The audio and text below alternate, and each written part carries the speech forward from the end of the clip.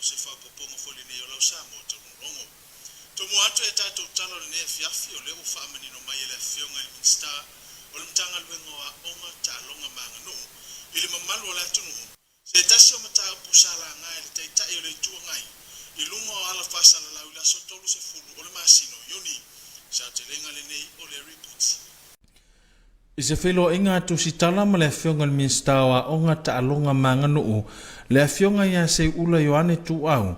Whaapele pule silio le ofisa o pule whaatonu le whionga ia le matua ngisa fuatai presao. Na whaamanino mai nisi o mata upu tau mo le sila fia le mamalo o telo le atunu. E peona la ngai se fina ngalo le taitai o le itua ngai. Le sunga atu le epasa i le malile ngoi. O le amata upu, e hao fia itu a inga na whailoa talua i nei whaasanga i le fuafuanga le malo. E tu ina atu le ngā luenga mo le whao ina atu o feso o ta inga televavave tau interneti.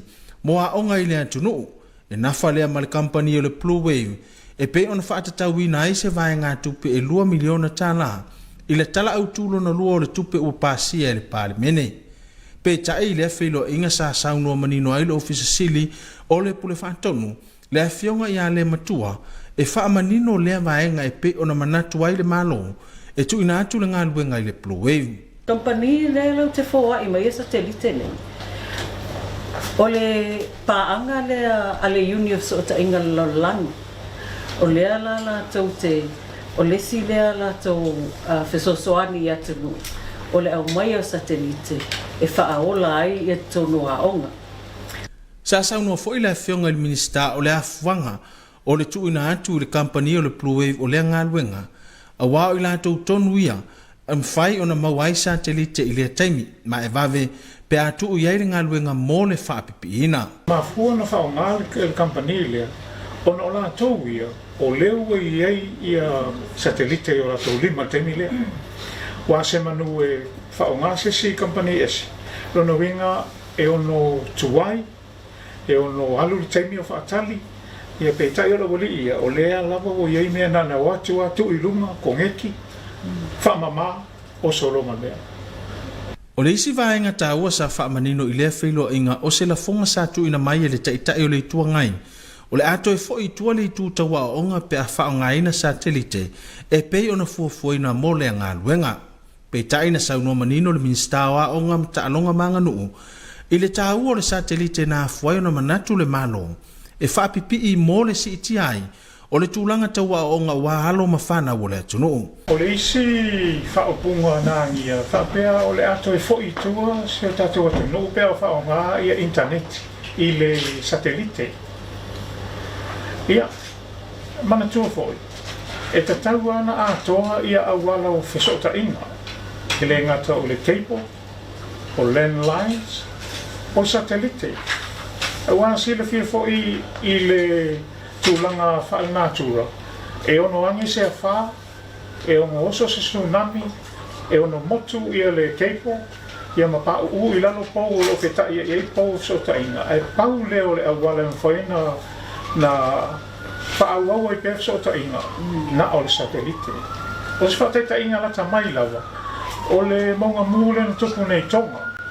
Ia, o ina le na motusi o mai cables. Ai pau leo le awala na mwhai ena so ta i atu atu nu o laulangi a tonga o le satelite. E luna winga. E le sa o le whaupunga o toi fo i tua se atu nu.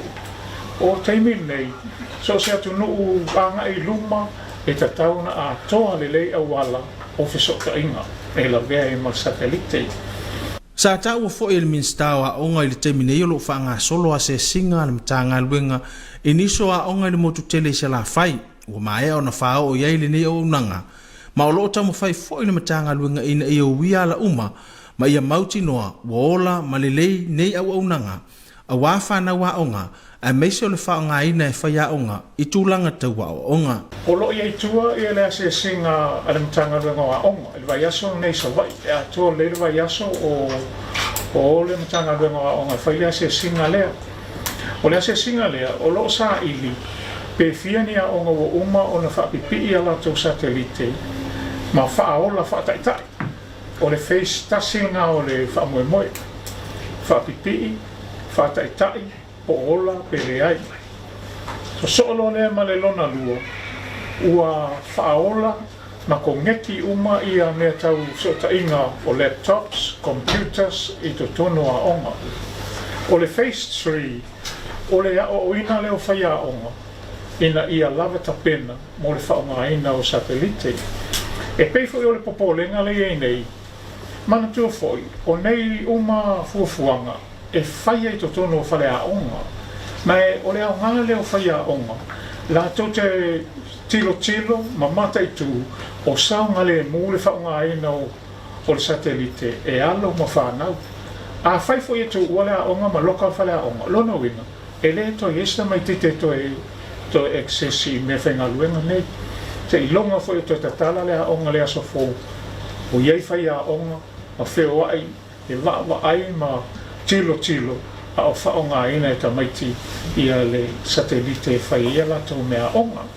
O le kampania le Blue Wave sa whaingoa ina mua le netvo, sa o lātou whao atu whesota inga interneti inisio a onga i sala whai, i se au nanga e whaonga ina e whesota inga tau satellite.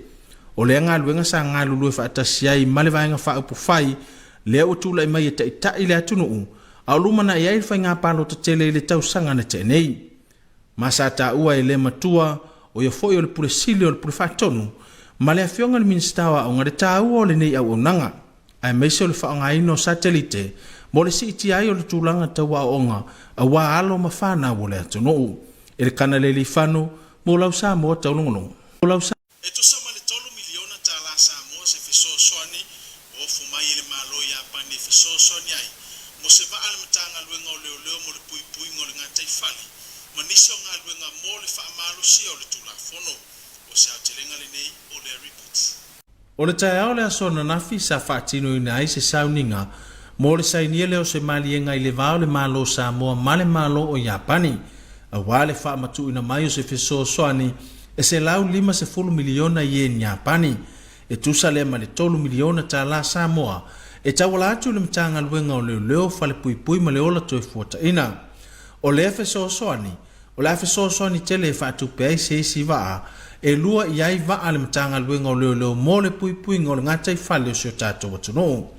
O le fiso soani tupe le malo Japani, o se tasi le fiso soani mai le tele o fua i a le malo, mo le malo o Samoa taru mai le la whainga pa anga wha le malo. O le fiso soani ua fu mai le malo Japani, e peo na wha manino mai la na fionga le minsta o leo, ia whawalo le whau Harry Suster, o le ama whai ei o na wha atupe ai se isi waa, mo le pui ngo tua o yo Samoa, ai le ngata i lea, e matai tu ai le saunga le mu o ngā sami o le atunu. Ia, ele pui ngo le ngā sami o le tamao inga le i am fi mota mo tamao inga o i tono lo ngā sami le. Ia, e whapea la le tūlanga wele, tau te pui le saunga le mo le tatu atunu o le mga whamanutanga luanga o leo. Me hoi tau te mana o whaonga tatu o ngā sami e o maitanga tae ave e te mawa inga tātu o atua meila mai me whala au whasaina tūranga mapena o te lera le sawan malo o Japani tae pea o Australia le aminga o le waa e sosoani i le tūranga lea ia mai e te lea ia whamanuanga la amo mai e le ngatanga o le waa ia la mana mia hoi le wal waa le e se furu wha ia le wha ia le au waa ia longo ingai mana mia le au whainga ruanga hoi e fa popoto lo fanga lo ngolo ye te mine va ale Australia e mo o si vola le a mano a matango fiere o mo so soani le malo ya ma se malo le vanta to a fai pa anga mai ale te siva fitu tasino o sa nin mali nga ho le va sa o ya pani man malo sam sa ta o le sauno anga le paso le malo ya pani Samoa ya senta Keisuke o le nei foai o le sanga fa mausa li ai le nga lu fantasi o atunu e lua ai mai se o le onga tasi o le fiso soani, ma le wha mua lo aveanga i aile pui o le ngātai whale, e pe ona sa wha mamafa i le whonutanga tai o le Pasifika, i le lua afe lua sifurumantasi.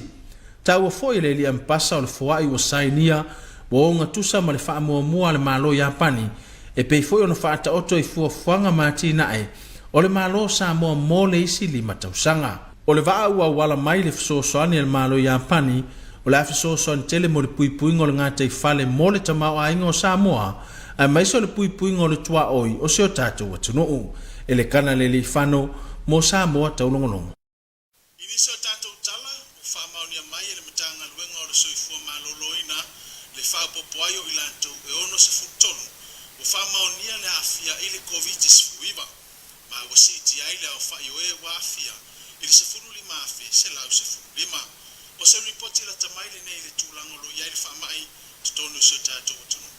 E to ono se fulutolu i lantou wa ripotia mai e le matanga luenga o le soifua maloloina le pesi ai le siama o le COVID-19 e tu sa ai ma wha maumaunga mai le tūlai lua i le auli o le aso limo i ulai a nga i le tūlai lua i le auli o le aso ivo i ulai o siti ai le au whaio i lantou wa a fia i le wha mai o le COVID-19 i to tono Samoa i le se fulu lima afe se lau se fulu lima e to atasi wa wha mauina o lo tau fia i no whanga wha pitoa i le maotanga se ngase i moto tua o lo tu mau fo i le numero o e mali liu i le lua se fulu iwa mai le eise uma liu wha upopo e tu sa mali ripoti al matanga luenga o lo wha wau peo na i Samoa i le nasanga mua o polo ingo wha lave lave tutupu wha fosei ma ua toi whautua ina ai le matanga luenga o le soifua malolo ina le mamalu le atunu ina ia tausisi a pea whautuanga mai le soifua malolo ina o lo tu ina mai mo le saonga le mu e ala lea i le tu mamalau tele ai meise o le whai o tani fafonga o le tutu vava ino fuanga tumutumu o lo wha manatu mai fo i le matanga luenga i le atunu atoa le tāua o le anga i se whale mai la tani mo le whai o tui pui o le COVID-19 pe a whai e le i whaatino ina se tui pe le i mai a fo i tui ua to whaina mo le puipuinga a wā o lo whautua ina pēha o le puipuinga sirilea mo i tātou uma e le kana le li whano mo lau Samoa Taulogologo. Whamaunia mai e komisino o leo a wa paulungo i tino Filipo se molianga e whaasanga i se li whaasalalau na malanga mai au se talia sa o te lenga le nei o le report. O whamaunia mai e le komisino o leo le moli ai o se tamali i whaasalalau na malanga mai au se talia o lo tua ia i le lalafo ni whamatalanga tau whaaleanga anga i le taitai o le malo whapea nisi sui o le malo e tu sai ma se tangi sa whauluina e le whailau tusi o le vaenga whaupu whai e le whaatua tua i le atua Samoa tasi o le ata mali i whaasalalau o lo ia whaafoina se purkalame o whaingoina Samoa toi whaolola i au se talia sa whamaunia mai le komisino o leo ia ua paau longo i tino Filipo e tasi le molianga whaasanga i le ata mali o le whaia lea o whaamatalanga e onua a fiai se tūlanga taulele o se tangata. O le taimi nei, e nga o le tasi le morianga o lo umoria ia e tiumaru.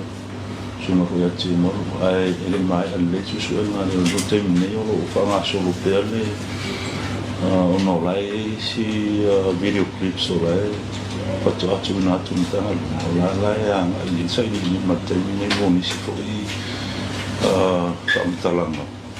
E on mo pati no ini so molianga hopo.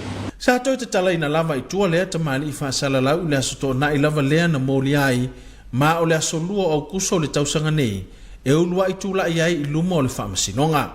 O lo tau fia nei pepa malanga o lea tamali i whapea i ainga o le saini lo ofisa o leo i whaleolo i whai unga o vai aso tasi. Sa tau a foi au a pau o mai au na tu ina atu se talo sanga i le ofisa o le lo i asili e tau fia i pea le ua tua ia se ia mai au na tali atu i o na molianga. O le temi nei o laua tau fia na tuskolau. Ia maa fua abital sana i le opsolo i si titi o le pai o tau fia me temi nei se mai au na tali o na molianga. O le tangi sa whauluina i le ofisa o leo sa tu ina atu e le whailau tusi e le whaatua i le atua Samoa tasi. O loo tua ia ai le nei tamali i whaasalalau e whaapea sa ia whaia ni la fonga mani whaamatalanga i lunga o le polokalame whaasalalau Samoa to e whaolaola e tua ia ai le tamaitai pānemia i a fia me na au me mataafa whaapea no na whaia o ni whaamatalanga e whaalangai nisi o minista o le kapeneta e le kana lele i whano mo lau Samoa Taulogologo. Le se tātou tala e toa fitu sui tau wā o mai o na tuina atu o lātou suafa mo le fia wai le tau wanga i sa ili ai se tau sala o Samoa i le nei tau sanga ma o se atuanga foli nei o le reports.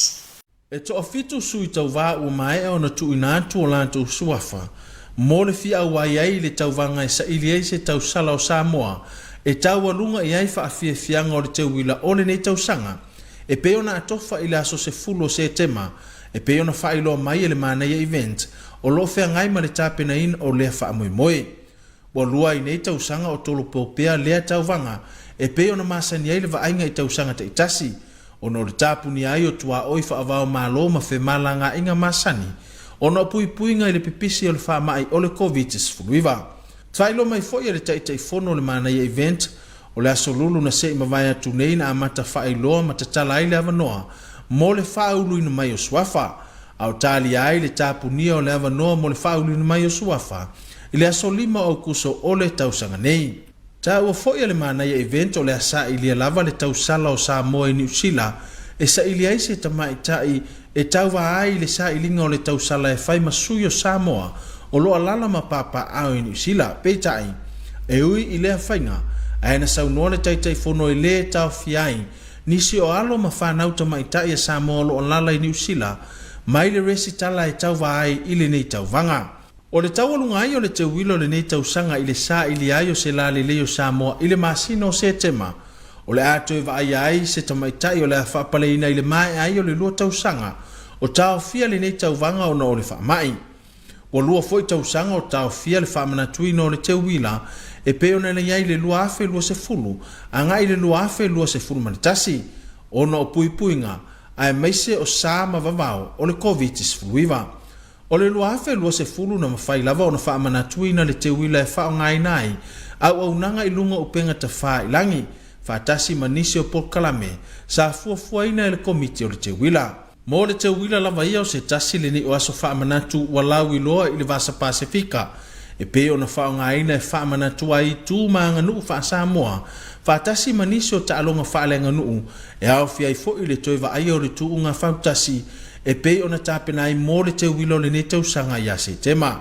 E le kana le whano mo lau Samoa taulongolongo. Mai mo mai loa i le tūlango iei le talo le tau mo Samoa i le awhiawhinei ma le aso ataya. E toi whatalo whatu Samoa lo mai monga le nea whiawhia lo mai eswa poponga masani le ne lo talo tau. O whautuanga mo o ngā sami lo whamarisia pia mo o ngā sami umo Samoa. Wainga le tateliti ona iau mawala lo lo ofitia i le tumo. Mai ata whawhanua le tau o savili whio lolo le malu sem tau polo lo a fie pia Samoa. Ma le a fie le tuno iau ma timu ini so taimu. Tala le tau mo wainga mo Samoa po nei i ta uluwa vaso le timu mai anu whio lolo le mamafa e puufa pena i wilam whaititili. Ai mo le solulu le ata apisa lo i timu le tai au. Tala le tau mo o ngā sami mātu e angile ma tau polo po savili mai sae e lua 5 kilomita le tula. E pua o mwhatau savili timu ngal po nei o ngalo mauma e lua ngatau mita. Ngatai whale sautu savili to o loa tolu sfuru ngai whasfulu kilomita le tula. E pua o mwhatau savili timu o ngalo mauma e lua ngatau mita mawaluma. Tala le tayo la sotu imal tayo lua 5 minute te 5 babeau, pele le matau 5 minute sfuma lua le uli. Sotu 5 minute te ele onu la fiafi on toi pele ele leo tayo toi tasi minute sfuma lua le babeau. La so e la toi 5 minute fitu le tayo. Whamoe ngā toi whasfutolo minute te ele ono la fiafi. O sa ripoti le nā tau Samoa le nea fiafi sesion whapoponga le so tayo. Manuel Porto whasoifua. Ulama mai foi mo tātou whasalalangu whapisinisi a toi taliu mai mua ma whaafafonga i linga ngana wha Britannia. Our TV2 News will be right back for our English bulletin after this short commercial break.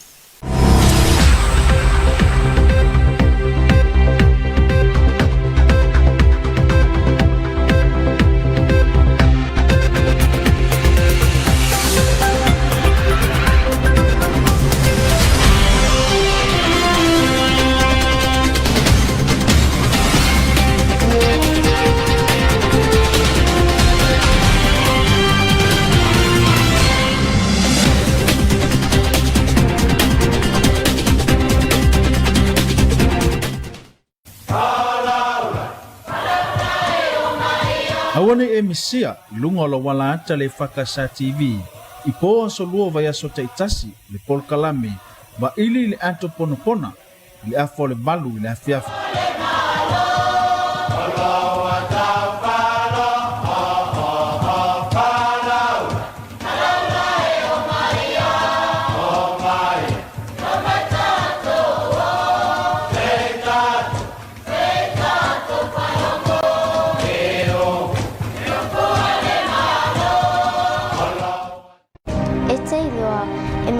na tafi e se le whamai o le TP mai Samoa. E titu se le pupuinga o le pipisi o le siama TP, ma le vei rasi o le COVID-19 fuluiva. Mawhai ana tātou pupui o le pipisi atu i le isi tangata, pe a pupuni whaaleleilo ngutu, pe a e tale, pe mawhatua foi.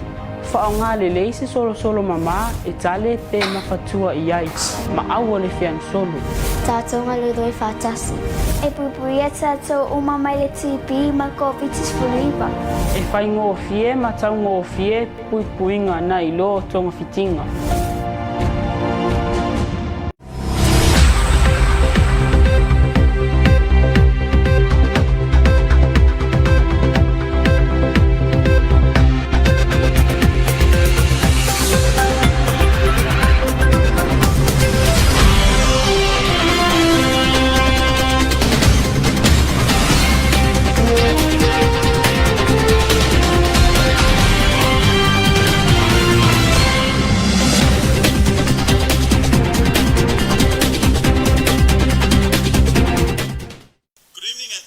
Welcome back to TV2 News for this evening.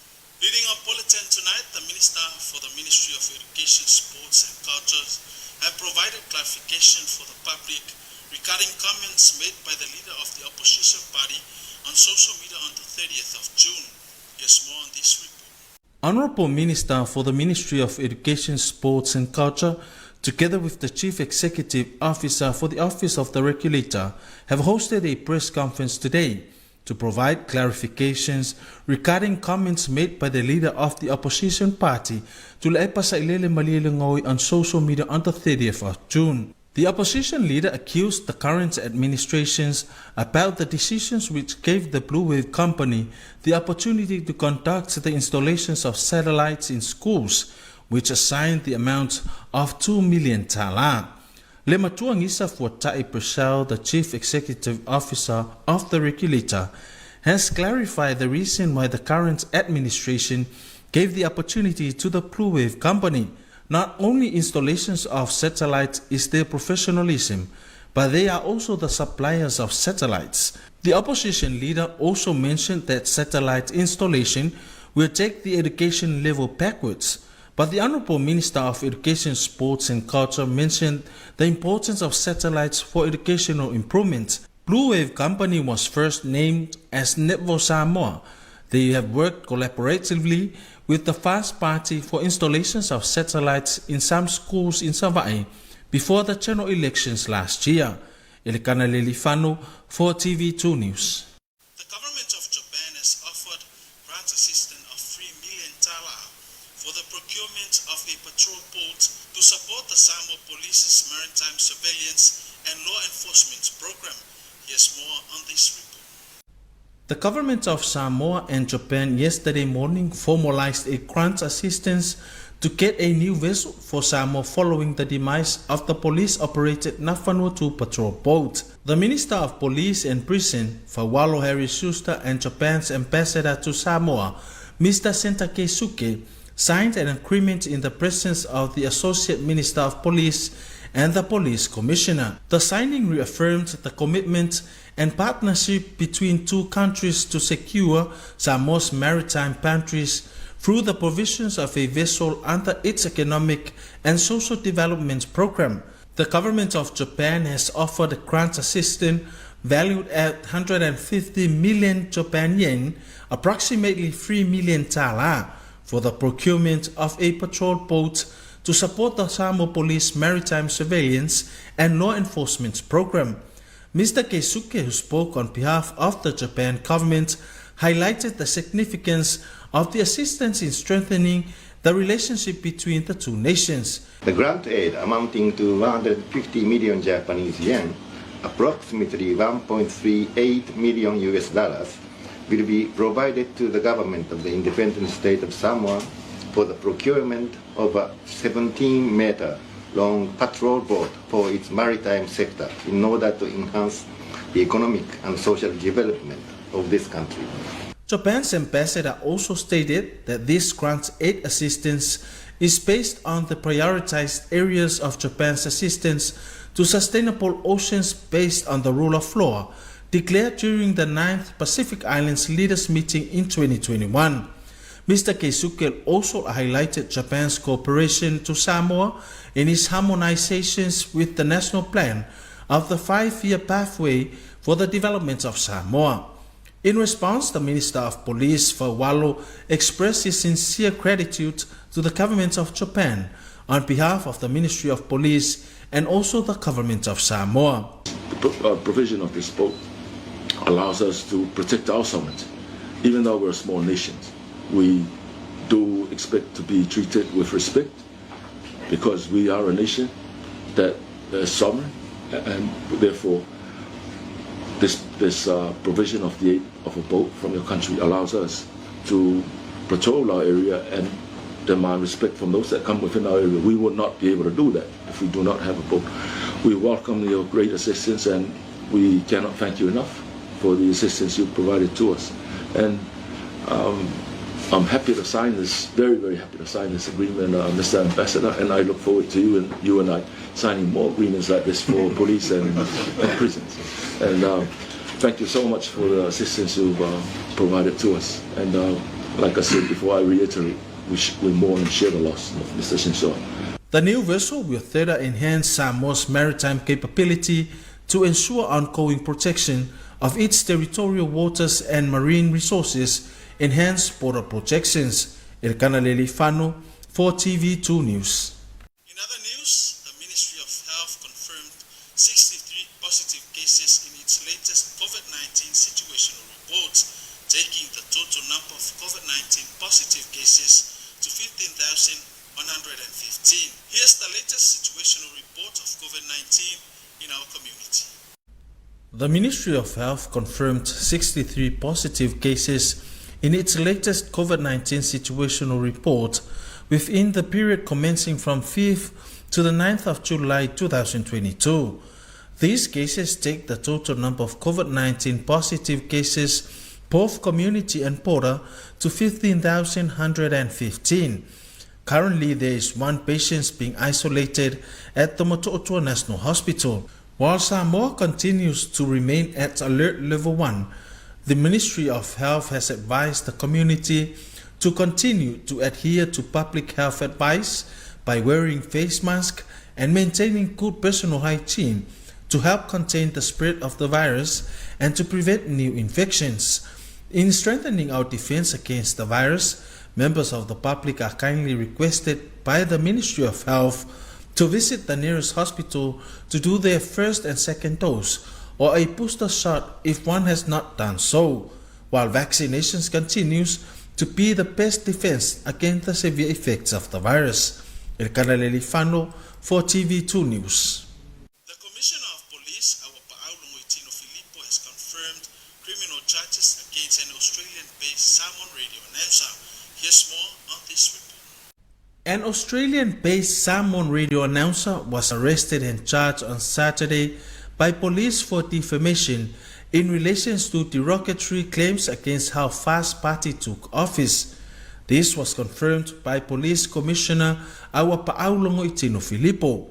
Awa Pa'au has confirmed that the accused was arrested and charged over alleged derogatory public remarks against how the current government took office. The accused has also been released out on bail hours after being charged. However, there are conditions of bail, including surrendering his travel documents. The police commissioner also said the criminal charges follow a complaint lodged by the Fa'atuatua Iliatua Samoa Utasi Party secretary last week. The complaint cited talk shows on Samoa Kama Live on Facebook. Our Pa'au further explained there is a possibility of additional charges as police investigations are continuing. The police commissioner also used the opportunity to remind the media practitioner that freedom of speech does not allow anyone to defame another person under the law. Elkana Lelifano for TV2 News. In other news, there are 7 applications from interested contestants that have been already registered for the Miss Samoa pageant this year.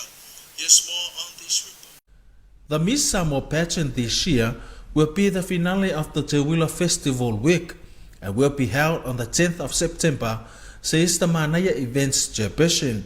Manaya event have already received 7 applications from interested contestants with registration to close on Friday the 5th of August.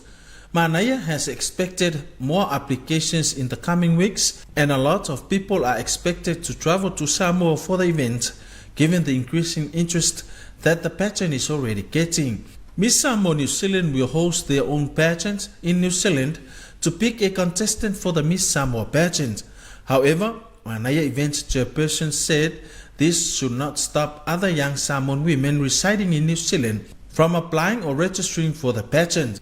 Guided by the theme Samoa Peleina, the Miss Samoa Pageant's organizing committee last week released a flyer inviting young Samoan women who are interested in being a contestant to register for the pageant.